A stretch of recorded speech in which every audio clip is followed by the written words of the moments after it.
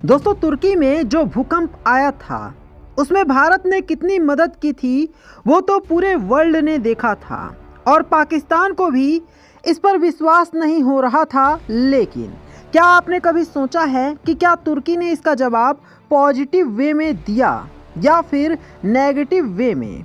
तो आपको बता दें कि तुर्की ने भारत के साथ बहुत बड़ी गद्दारी कर दी है। उसने क्या जवाब दिया है भारत को, इस चीज़ को अब हम आपको इस वीडियो में डिटेल में बताते हैं। लेकिन आपको तो याद होगा ना दोस्तों कि भारत ने कैसे अपनी पूरी आर्मी, फौज और बड़े बड़े डिटेक्टिव कुत्तों की फौज को वहां पर भेजा था।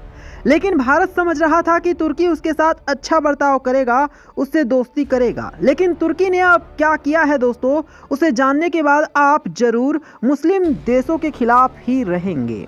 दोस्तों, तुर्की ने मौका मिलते ही भारत से गद्दारी कर दी है और तुर्की भारत के खिलाफ प्रोपोगेंडा करने से बाज नहीं आया। तुर्की ने यूनाइटेड नेशंस के ह्यूमन राइट कमीशन के खिलाफ जाते हुए पाकिस्तान का साथ दिया है।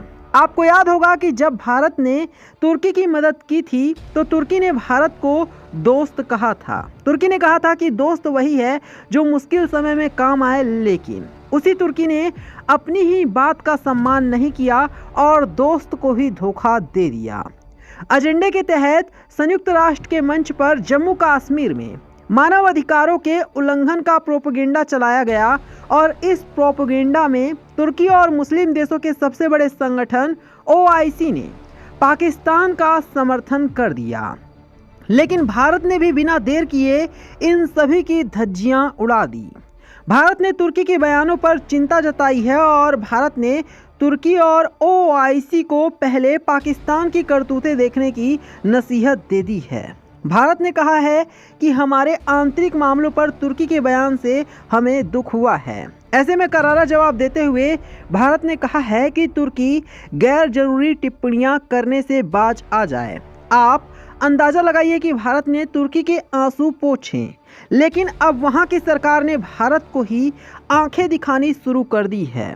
आपको वो तस्वीर याद होगी जब तुर्की की जनता भारतीय सेना की लगन देखकर भावुक हो गई थी। तुर्की के लोग भारतीय सेना के गले लग रहे थे और उनके लिए तालियां बजा रहे थे। यहाँ तक कि जब तुर्की से भारतीय सेना के जवान वापस लौट रहे थे तब वहाँ के एयरपोर्ट पर मौजूद लोगों ने भी भारतीय जवानों के लिए जोरदार तालियां बजाकर उनका धन्यवाद किया था।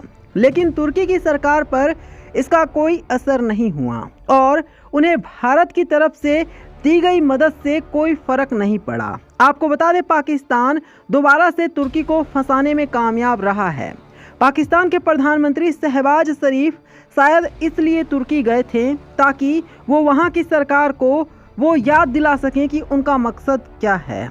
बहरहाल वो समय दूर नहीं है जब तुर्की के राष्ट्रपति को PM मोदी का सामना करना पड़ेगा, क्योंकि जिस समय तुर्की मुसीबत में था उस समय भारत ने बिना किसी स्वार्थ के तुर्की की मदद की थी और बाद में भी जब तुर्की ने भारत से कुछ जरूरी दवाइयां और मेडिकल इक्विपमेंट्स की डिमांड की थी तब भी भारत ने तुरंत अपने विमानों को रवाना कर दिया था।